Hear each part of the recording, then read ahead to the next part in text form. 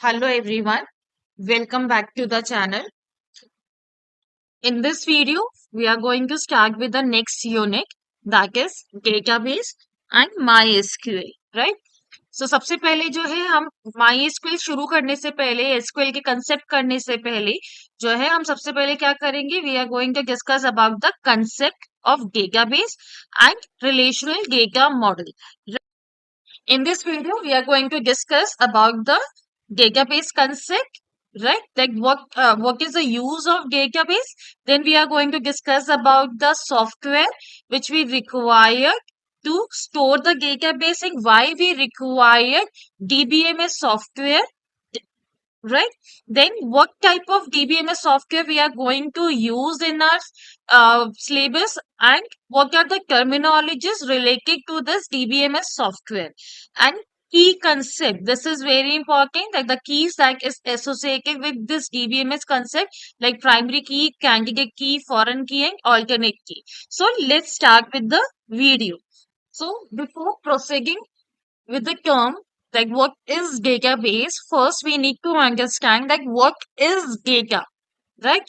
Data means what? If we define data, then data is defined as raw facts and figure, which means what? Some random data, some random words or figure which we are collecting, right? But we but these data or figure does not generate any meaningful information with the help of which we can take any kind of decision. Like for example, if I say randomly if I pick some numbers 80, Suman, maths 100, तो यहाँ पे ये जो है ये क्या represent कर रहे हैं that I don't know. But when we process these data properly, when we arrange this data properly, it generates a meaningful information, and on the basis of this information, we can take the decision. Like for example, when I arrange this data properly, it generates an information that Suman has scored 80 marks out of 100 in subject maths, right? So data is basically when we collect data to to reach any particular decision, right? That data are basically raw fact and figure. ठीक है, हम उनको randomly pick कर रहे हैं जो अपने आप में हमें किसी भी decision पे जो है नहीं पहुंचाते हैं, ठीक है. लेकिन अगर हम उसको properly arrange करके रखें, when we collect all this data and arrange it properly and process it, so वो हमें क्या करता है मीनिंगफुल इंफॉर्मेशन जनरेट करके देता है, right? That is called your information. So now let's understand like what do you mean by the term database. So when we are talking about the term database is a collection of interrelated data, or we can say organized collection of related data. अब हम inter related और related data की बात कर रहे हैं तो इसका मतलब क्या है कि डेटाबेस के अंदर हम जो भी इंफॉर्मेशन स्टोर करते हैं, ठीक है, वो इंफॉर्मेशन जो है क्या होना चाहिए, सेम टाइप की इंफॉर्मेशन होनी चाहिए. फॉर एग्जाम्पल, अगर मैं जो है डेटाबेस के अंदर सपोज मैं जो है स्टूडेंट डेटाबेस बना रही हूँ, ठीक है, अगर मैं स्टूडेंट डेटाबेस बना रही हूँ तो उसके अंदर जो इंफॉर्मेशन होनी चाहिए वो किससे रिलेटेड होनी चाहिए, that all information should be related to the student only, right? अगर सपोज मैं स्कूल डेटाबेस बना रही हूँ तो स्कूल डेटाबेस के अंदर जो इंफॉर्मेशन हमारी किस किस से रिलेटेड हो सकती है, स्टूडेंट से रिलेटेड हो सकती है, स्टाफ से रिलेटेड हो सकती है, फीस से रिलेटेड हो सकती है, but all this information are related to the school itself, subject से रिलेटेड हो सकता है, राइट? बट अगर मैं यहाँ पे बोलूं कि मैं इस डेटाबेस के अंदर स्कूल डेटाबेस के अंदर जो है मैं किसी रैंडमली सपोज मैं हॉस्पिटल का इंफॉर्मेशन, पेशेंट की इंफॉर्मेशन स्टोर कर रही हूँ, does it related to the school database? Does the information which is stored in the patient table is related to the student database or school database? No. वहां पे वो information हमें कुछ भी मीनिंगफुल डेटा जनरेट करके नहीं दे रहा है. So database is basically when we store all the data which is related to each other. ठीक है. So how we define database? Database is a collection of interrelated data or organized collection of related data for और हम क्यों इसको जो है collect data को कर रहे हैं collect, so that we can easily manage those data when we have a large amount of data. अगर कंपनी है, हम कंपनी की स्कूल की अगर हम बात करें, स्कूल के अंदर thousands of students are there, ठीक है। उनकी इंफॉर्मेशन हमें क्या करना है, हमें सारी इंफॉर्मेशन स्टोर करके रखना होता है, ठीक है, so that whenever we require we can easily access that information. अगर हम जो है मैनुअली डेटा को स्टोर करेंगे, ठीक है, अगर मैं हैंड रिटन फाइल के अंदर जो है सारे हजार बच्चों की इंफॉर्मेशन स्टोर कर रही हूँ और मुझे किसी एक पर्टिकुलर बच्चे की इंफॉर्मेशन चाहिए, तो मुझे क्या करना पड़ेगा, उन 1000 इंफॉर्मेशन से I need to go through one by one की वो इंफॉर्मेशन कहाँ पर लिखी हुई है, ठीक है। लेकिन अगर वही इंफॉर्मेशन डिजिटलाइज है, अगर वही इंफॉर्मेशन मैंने स्टोर कर रखा है digitalise on a computer in database, so मैं इजीली वो थाउजेंड्स ऑफ इंफॉर्मेशन से क्या कर सकती, इजीली वो पर्टिकुलर इंफॉर्मेशन को सर्च करके एक्सेस कर सकती हूँ।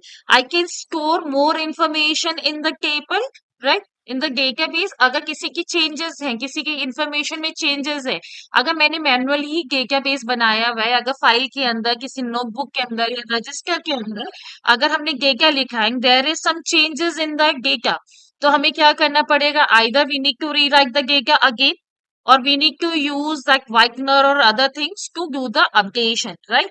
लेकिन हम कंप्यूटर के अंदर अगर हमारा डेटा स्टोर है, तो we can easily do the updation and we can easily manage the data, right? So this is the use of your database, right? Now the next is your term database management system. Data क्या होता है, that we have already discussed, that is raw facts and figure that is required so that we can process it and can take a proper decision. Then we have discussed the term database. What is database? It is an organized collection of interrelated data.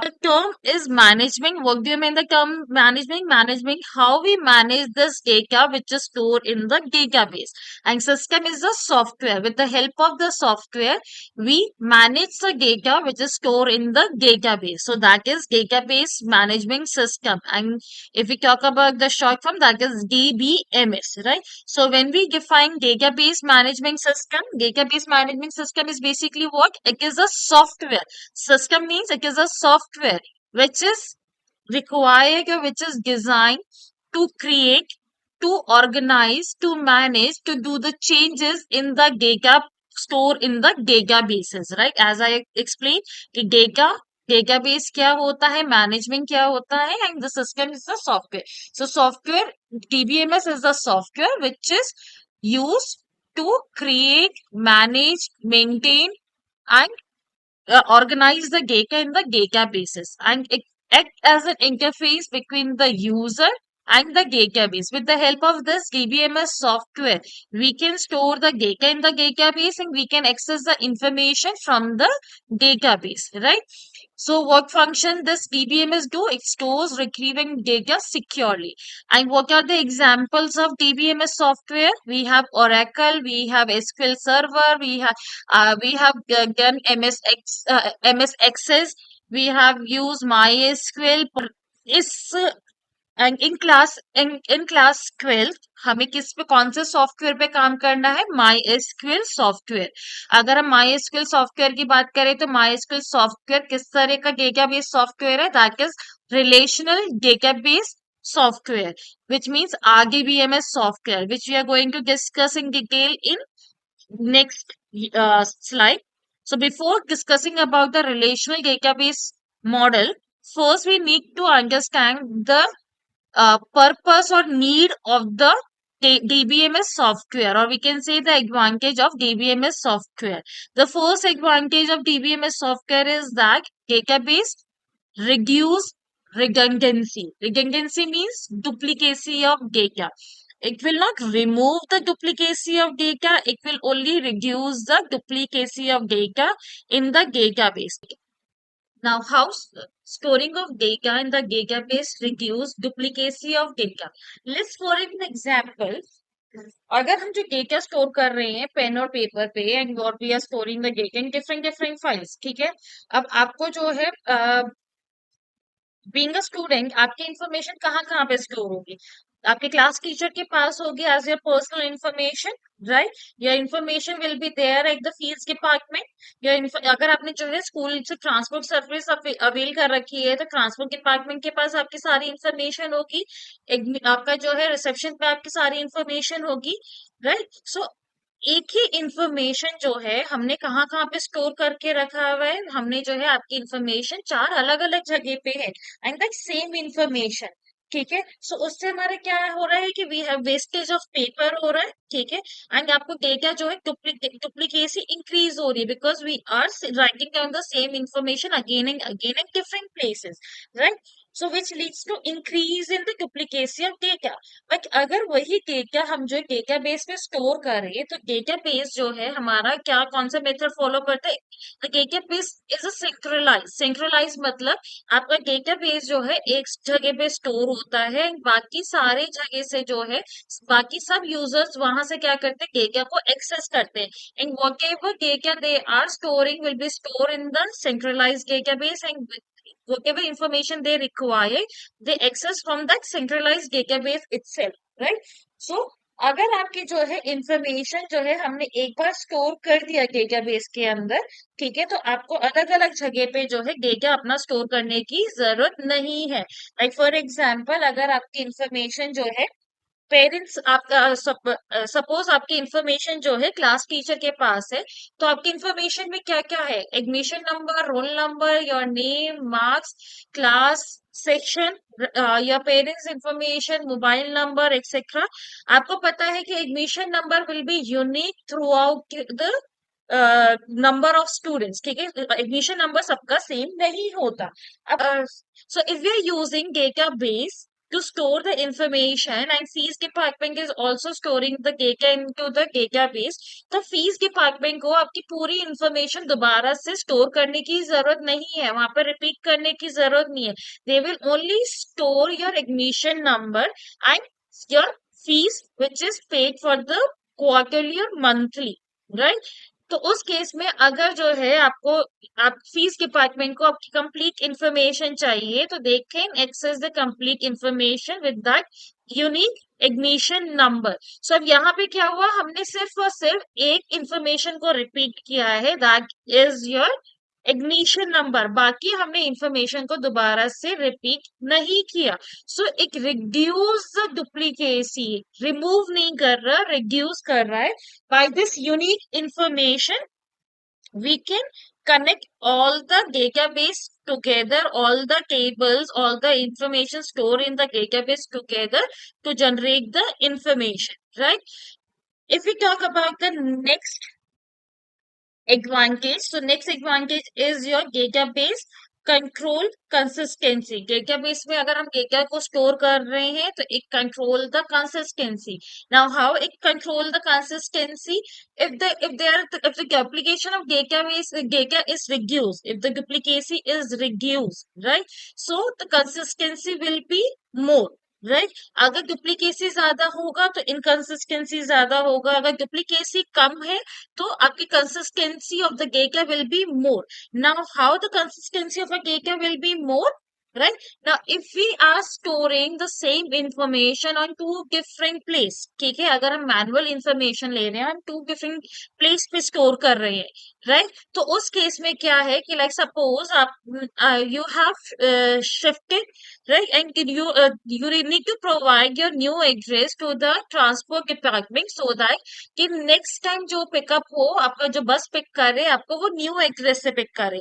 तो आपने क्या करा, आपने एक जगह पे तो अपना एड्रेस चेंज करवा दिया, that is to the transport department, लेकिन आपका जो डेटा था, डुप्लीकेट डेटा आपका जो है आपकी क्लास टीचर के पास भी था, रिसेप्शन पे भी था, फीस डिपार्टमेंट पे भी था। तो वहां पे जो है डेटा, जो आपका एड्रेस का डेटा है, दैट इज डिफरेंट, एंड जो आपका एड्रेस जो है जो आपका ट्रांसपोर्ट डिपार्टमेंट के पास है, दैट इज डिफरेंट। तो सेम स्टूडेंट की इंफॉर्मेशन क्या कर रही है, डिफर कर रही है, it is not same. Same नहीं है तो क्या है, इनकंसिस्टेंसी है, राइट?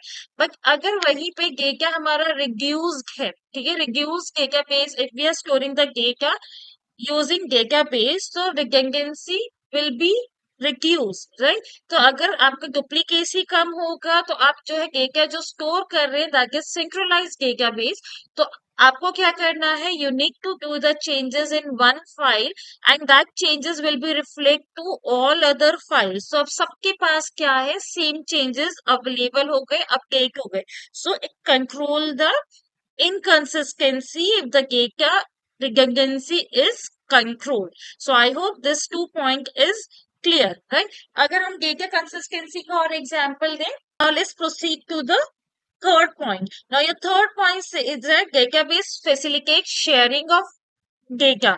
हम इतनी देर से वर्ड क्या डिस्कस कर रहे हैं कि सेंट्रलाइज्ड है, सेंट्रलाइज्ड है। Now what do you mean by the term centralised? Data जो है हमारा एक मेन कंप्यूटर पे स्टोर है, ठीक है, and all other remote computers और all other users are accessing the data from that main computer. So that main computer where all the information is store is called your centralised computer and all the other computer are attach to that main server, ठीक है। वो main computer से attach है और वो main computer से ही data को access कर रहे हैं। तो जो भी आप चेंजेस कर रहे हो, डेटा जो इंसर्ट कर रहे हो, वो आप क्या कर रहे हो, आप एक means center computer पे कर रहे हैं, other computers are accessing the data which can access anytime anywhere, ठीक है।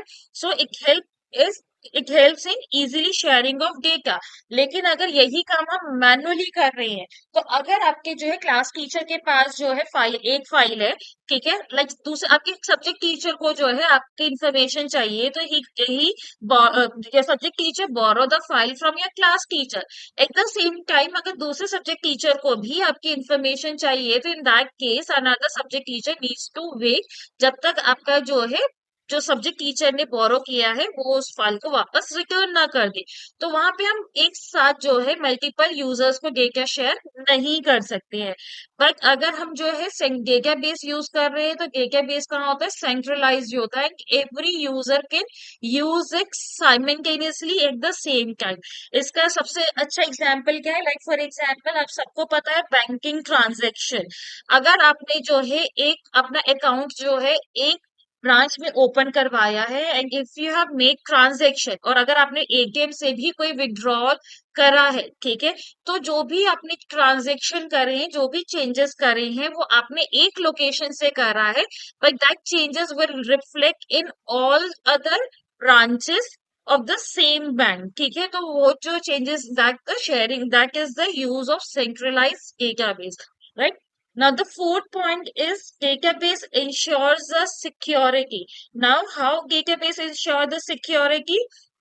When we install the DBMS software, it asks for the password, right? So whenever we open our database, it asks for the password so that no one can, no unauthorized user can access your data, right? Or any data cannot be modified accidentally, right? And we have the administrator control even on the database. So administrators only provide the access right to the other type of users कि किस किस user को किस किस type का access privilege provide करना है, who can do the changes in the file, who can do only the reading in from the file, right. So ये भी हम क्या कंट्रोल कर सकते हैं in the database. In the last advantage is we have many advantages if we talk about the advantage that database maintain integrity। Now what do you mean by the term integrity?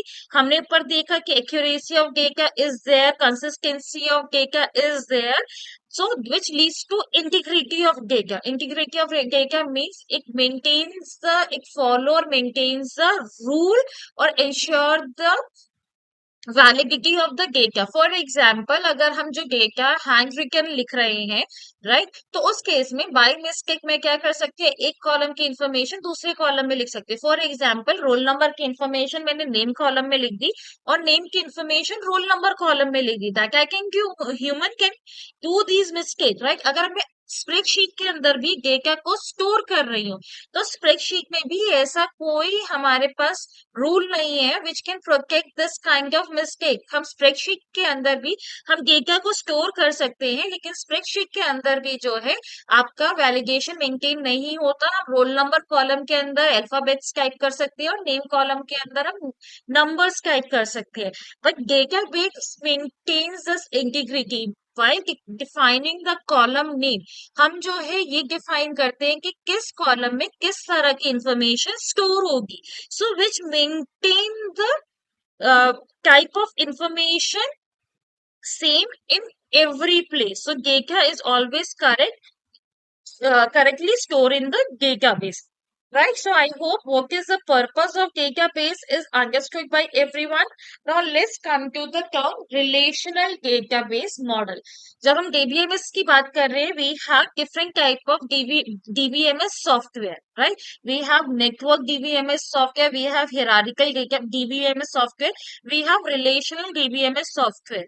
In this class 12 syllabus, we have to work on relational DBMS model, right? That means we need to use RDBMS software, ठीक है। और यहाँ पे हम जो है हमारा कौन सा RDBMS software यूज होगा, that is MySQL.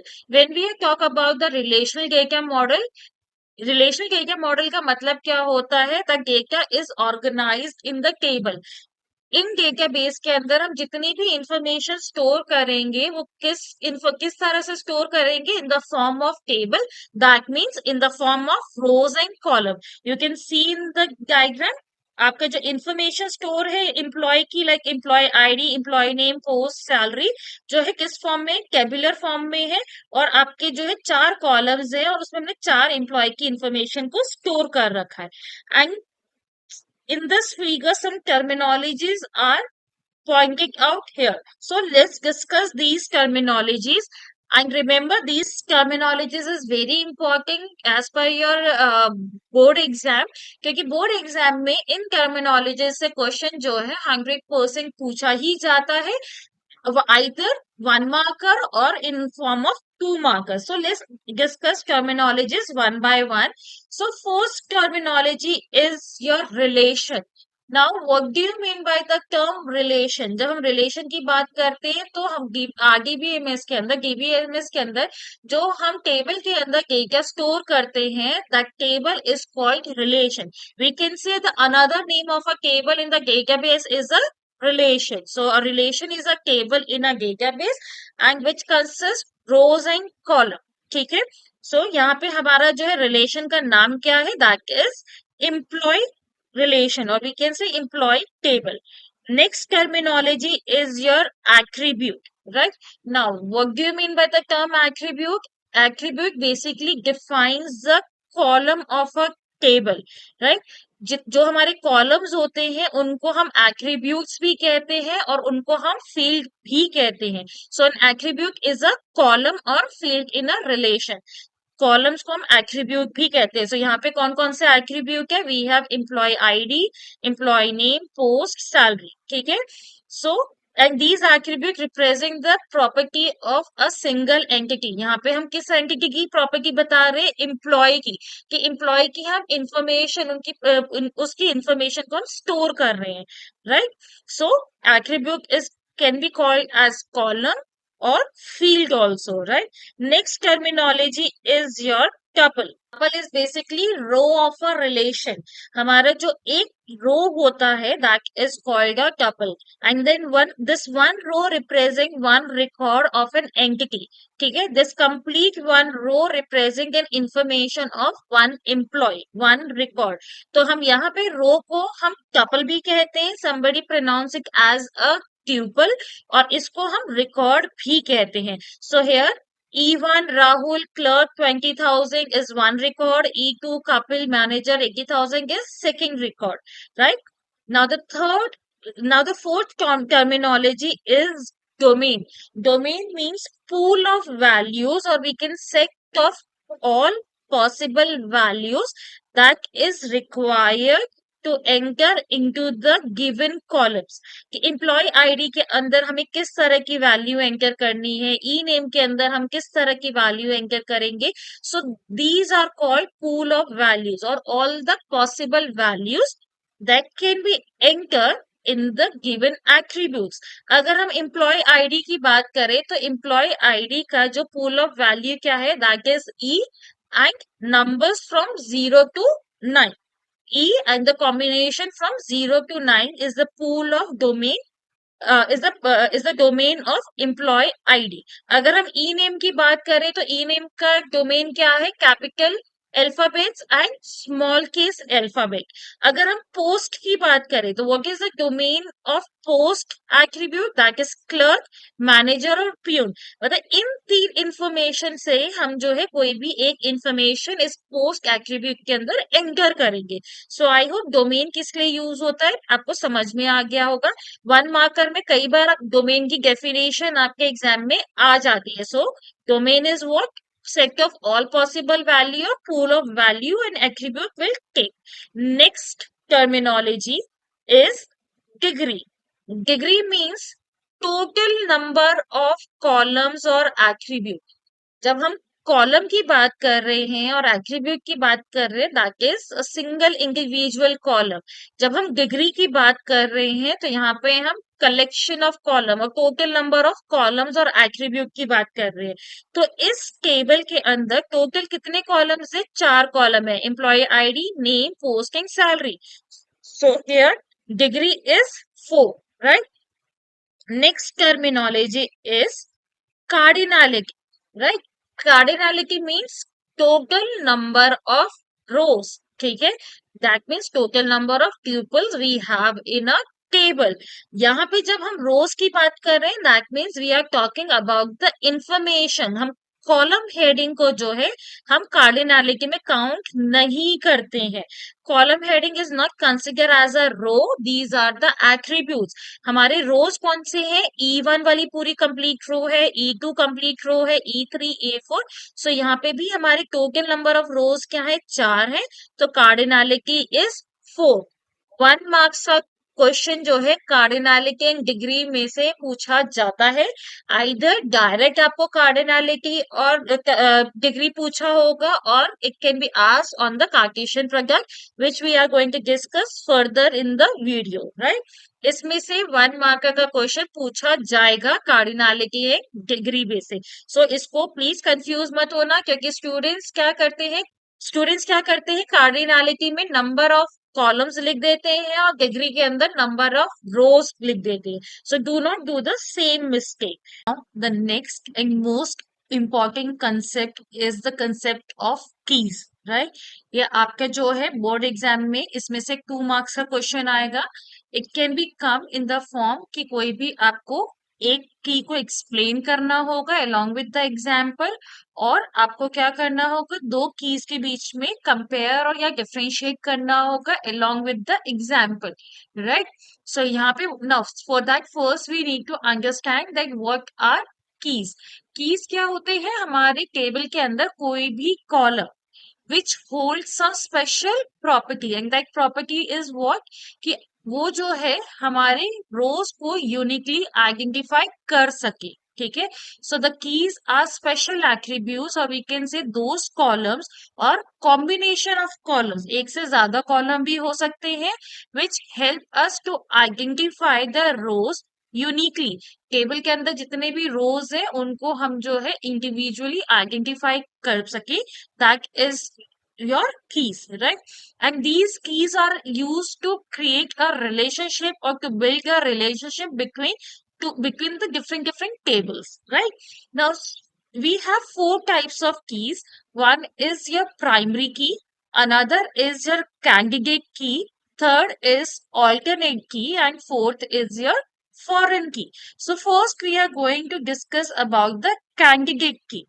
Now, as the name says, candidate. Now, who are the candidates? अगर हम जो है नॉर्मल लेमन लैंग्वेज में बात करें, अगर आपके स्कूल के अंदर जो है हेड बॉय हेड गर्ल का जो है अपॉइंटमेंट होना है, सो do we choose it directly or the number of students apply for the post? ठीक है, यहाँ पे बहुत सारे बच्चे क्या करते हैं, उस पोस्ट के लिए अप्लाई करते हैं, and as per the properties of becoming a head girl or head boy, we choose the best possible candidate among all the forms. ठीक है, तो यहाँ पे क्या है कि एक से ज्यादा स्टूडेंट्स हैं जिनमें कैपेबिलिटी है head girl and head boy बनने की, राइट। लेकिन क्या सारे हमारे जो है कैंडिडेट जो होते हैं, क्या सारे हमारे कैंडिडेट हेड गर्ल या हेड बॉय बोल बनते हैं? नहीं। सो जितने भी हमारे स्टूडेंट्स हैं who are having the capability of becoming head girl and head boy are the candidates, right? They are not selected as head boy or head girl. They are the candidates of becoming head girl or head boy.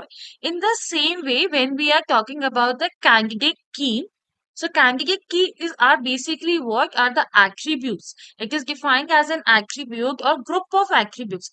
एक column भी हो सकता है, एक से ज्यादा column भी हो सकता है। They can uniquely identify the rows in the table, right.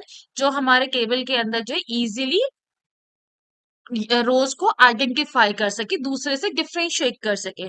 और in other words we can say a candidate, each candidate की, हर वो कॉलम जो कैंडिडेट है, ठीक है, ऑफ बिकमिंग अ प्राइमरी की। ठीक है, जो भी जितने भी कैंडिडेट कीज हैं, they have the property of becoming a primary की। अगर हम इसकी की प्रॉपर्टीज की बात करें तो कौन कौन से कॉलम्स को हम कैंडिडेट कीज बना सकते हैं? The columns which contains unique value. ठीक है, वो सारे कॉलम के जो कॉलम हमने बनाया है उस कॉलम की सारी इंफॉर्मेशन क्या होनी चाहिए? यूनिक होनी चाहिए। लाइक फॉर एग्जाम्पल अगर हम बात करें एडमिशन नंबर की, तो एडमिशन नंबर जो है स्टूडेंट का, हर एक स्टूडेंट का एडमिशन नंबर क्या होता है? डिफरेंट होता है। No two students can have same admission number.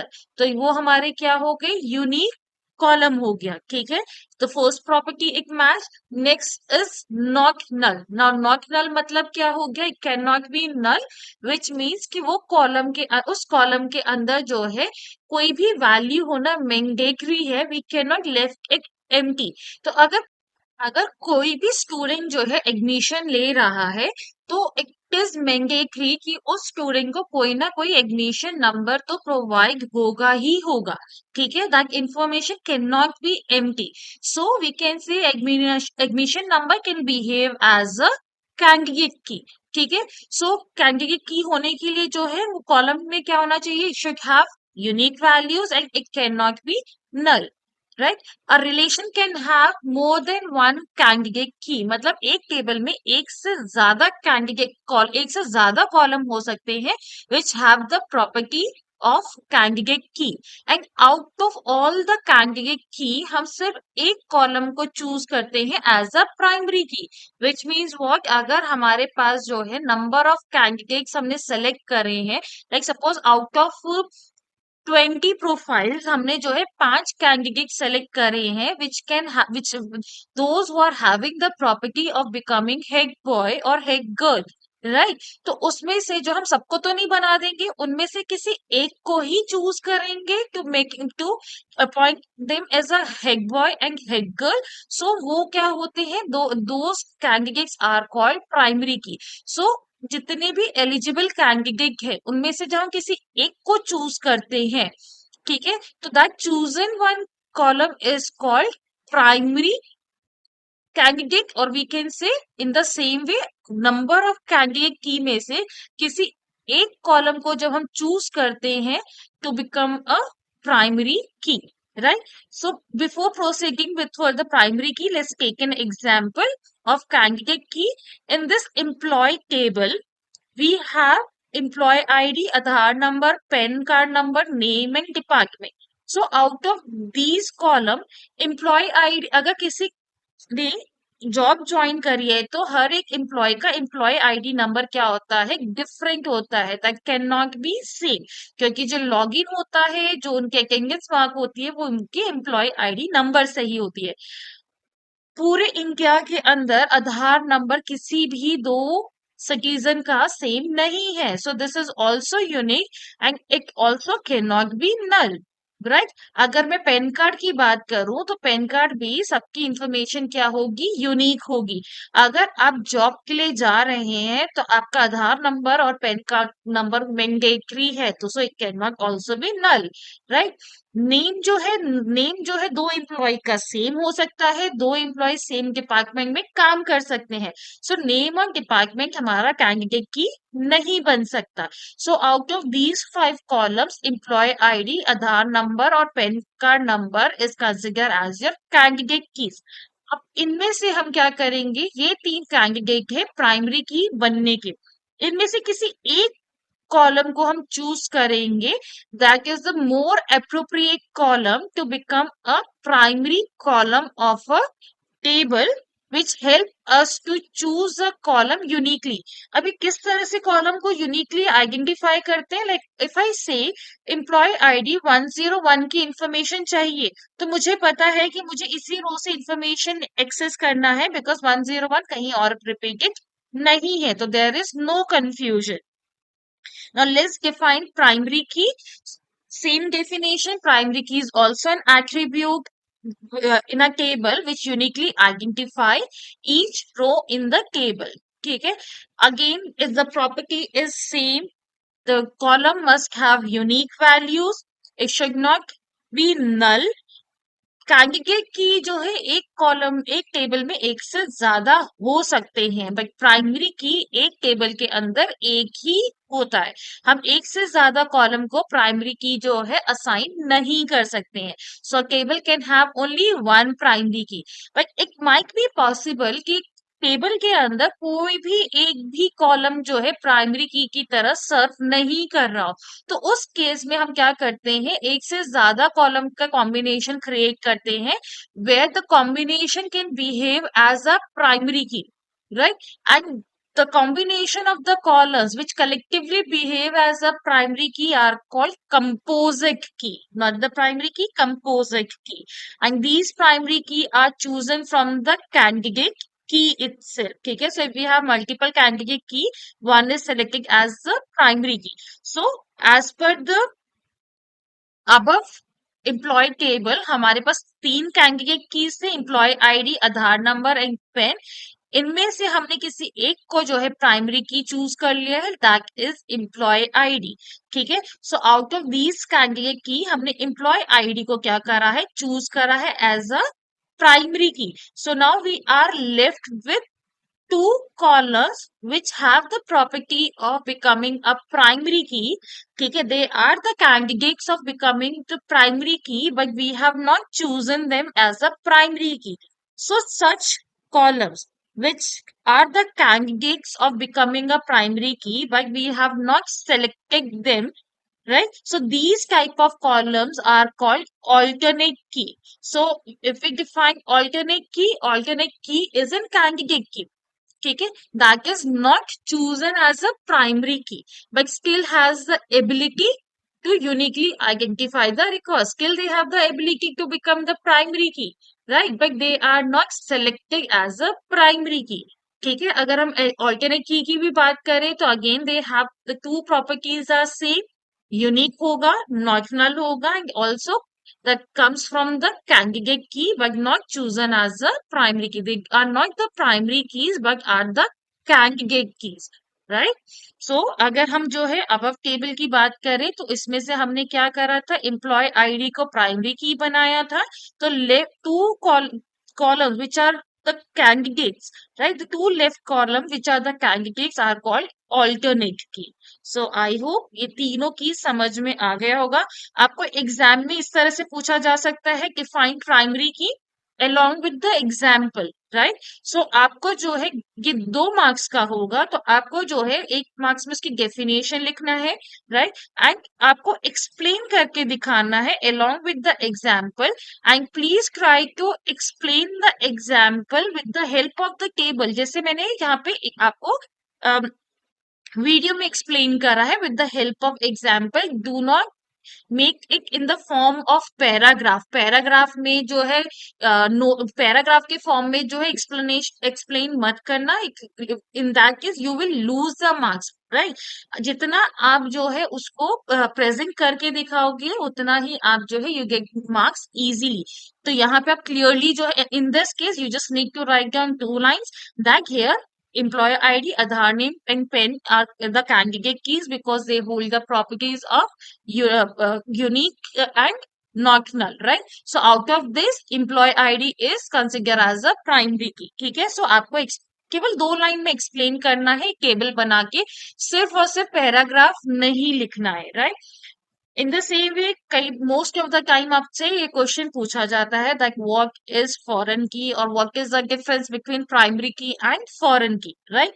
और what is the difference between primary key and candidate key, right. जब हम फॉरेन की बात करते हैं, foreign key are the columns और we can say non key attribute. आप book के अंदर डेफिनेशन देखेंगे तो नॉन की एट्रीब्यूट लिखा होगा। नॉन की एट्रीब्यूट का मतलब क्या है कि these are not the candidate key और not the primary key. These columns are not use to uniquely identify the rows from the table. तो ये हमारे कोई की एट्रीब्यूट नहीं है, की कॉलम नहीं है, right. So that is why it is called as non-key attribute. Basically, these are the column or set of column which are present in the another table. Basically, these are the column or set of column in one table that refers the primary key of another table, right? तो दूसरे table का primary की को जब हम किसी और table में ऐड ऑन करते हैं, right, there it become behave as a foreign key. Like for example, if we are a citizen of India, right, and if we go and settle in America, there we consider as a foreigner, right, because we are the primary member of India and we are located to another country, right, that is another column, right, and there we behave, we called as a foreign, right. Foreigner हम कहलाएंगे। तो इन the same वे जो हमारी दूसरी table का primary key when we add into the another table it is called foreign key, ठीक है। And what is the role of this foreign key, हमें फॉरेन की क्यों चाहिए, so that we can create a relationship between two table. दो table को आपस में अगर हमें ज्वाइन करके इंफॉर्मेशन को फेच करना है, लाइक हमने जो है डेटाबेस रिडंडेंसी में डिस्कस किया था कि हमारे पास अलग अलग टेबल है, पर्सनल इंफॉर्मेशन की टेबल है, देन फीस डिपार्टमेंट के पास क्या क्या इंफॉर्मेशन है, सिर्फ एडमिशन नंबर और fees paid by the student, right. अगर मुझे रिसिप्ट बनाना है और मुझे जो है एडमिशन नंबर के साथ पूरी कंप्लीट इंफॉर्मेशन चाहिए, तो मुझे क्या करना होगा, मुझे फी टेबल को और पर्सनल स्टूडेंट इंफॉर्मेशन टेबल को आपस में क्या करना होगा, ज्वाइन करना होगा, कंबाइन करना होगा, right. In that case we use the concept of foreign key, right? So it creates a link or relationship between two tables. It ensures referential integrity. Referential integrity का मतलब क्या है, फॉरेन की column के अंदर सिर्फ और सिर्फ हम वही वैल्यूज को स्टोर करेंगे which exist in the primary key column. जो भी हम प्राइमरी की कॉलम को रेफर कर रहे हैं तो उस प्राइमरी की कॉलम में जो जो वैल्यूज हैं सिर्फ वही वैल्यूज हम फॉरेन की कॉलम के अंदर एड ऑन कर सकते हैं। अगर हम कोई ऐसी वैल्यू को एड ऑन करने की कोशिश करेंगे which does not exist in a primary key column, it gives you error. So that is called referential integrity. The table which contains the foreign key is called the child table, and the table which contains the primary key is called the parent table. And a table can have multiple foreign keys, right? Let's see an example. So in this example, we have two tables. One is department table and another is employee table. ठीक है, employee जो है किसी ना किसी department में काम करेगा, ठीक है। तो यहाँ पे हमने डिपार्टमेंट का आईडी इंफॉर्मेशन ले रखा है और डिपार्टमेंट टेबल के अंदर जो है डिपार्टमेंट का आईडी और डिपार्टमेंट का नेम हमने स्टोर कर रखा है। अगर डिपार्टमेंट टेबल की बात करें तो वहां पे इंडिविजुअल सारे जितने भी डिपार्टमेंट है उनके आईडीज और उनके रिस्पेक्टिव क्या होगा, डिपार्टमेंट नेम आ जाएगा, राइट। तो यहाँ पे जो है, यहाँ पे डिपार्टमेंट आईडी हमारा क्या है, primary key है. But when we add this column department ID into another table, employee table, right? So in that case, department ID यहाँ पे किस तरह से काम कर रहा है? As a foreign key, right? Foreign की तरह काम कर रहा है. अब यहाँ पे जो है एक से ज्यादा एम्प्लॉय जो है सेम डिपार्टमेंट में काम कर सकते हैं, तो department ID in employee table can have a same और रिपीटिंग वैल्यू. ठीक है, तो यहाँ पे ये क्या होगा? फॉरेन की होगा. और इस टेबल की प्राइमरी क्या होगी? Employee ID. ये आपका जो है 1 मार्कर में क्वेश्चन आ जाता है इस तरह से कि that you need to identify the foreign key of a given table and the primary key of the table. ठीक है, सो 1 मार्क का क्वेश्चन जो है यहाँ से आपके आता है. तो यहाँ पे department ID in the department table is a primary key and department ID in the employ table is a foreign key, right? अगर डिपार्टमेंट आईडी के अंदर हमारे पास तीन वैल्यूज है 10, 20, 30, तो हमारी एम्प्लॉय टेबल के अंदर जो डिपार्टमेंट आईडी है उनकी वैल्यूज भी 10, 20, 30 में से ही पिक होगी. किसी और कोई और डिफरेंट वैल्यू हम पिक नहीं कर सकते हैं. सो आई होप कि इसका कंसेप्ट आपको अच्छे से समझ में आ गया होगा. And it is very important from your board point of view, exam point of view. अगर हम प्राइमरी की या फॉरेन की डिफरेंस की बात करें, 2 मार्क्स का आएगा जहाँ पे आप एक एग्जाम्पल दे सकते हो. अगर एग्जाम्पल पूछा है और दो डिफरेंस लिखने हैं, जिसमें से एक डिफरेंस हमारा क्या है कि प्राइमरी की क्या करता है? यूनिकली आइडेंटिफाई करता है रिकॉर्ड्स को. और फॉरेन की क्या करता है? दो टेबल के बीच में रिलेशनशिप क्रिएट करता है, right? It establish a relationship between the two tables और link the two tables, right? Second difference हम क्या लिख सकते हैं? प्राइमरी की, we have only one primary key in a table, but a table can have multiple foreign keys, right? So यहाँ पे ये 2 मार्क्स का क्वेश्चन आ सकता है. ठीक है, अगर आपको डेफिनेशन और एग्जाम्पल पूछा है तो आप सिर्फ ये डेफिनेशन और यहाँ पे ये एग्जाम्पल इस तरह से आप एक्सप्लेन कर सकते हैं. सो आई होप कि किस तरह से जो है आपका की का कंसेप्ट है ये आपको समझ में आ गया होगा. Still if you have any doubt in these terminologies and the concept of की, then please do comment in the comment section. I will definitely create a video on it again or revert you back. Till that time, please keep learning, keep shining, and keep watching the videos. And please subscribe and share with your friends if you like the videos, right? And in the next video, we are going to discuss about the SQL language and the commands that we use in the SQL, right? In the database. Okay, thank you so much.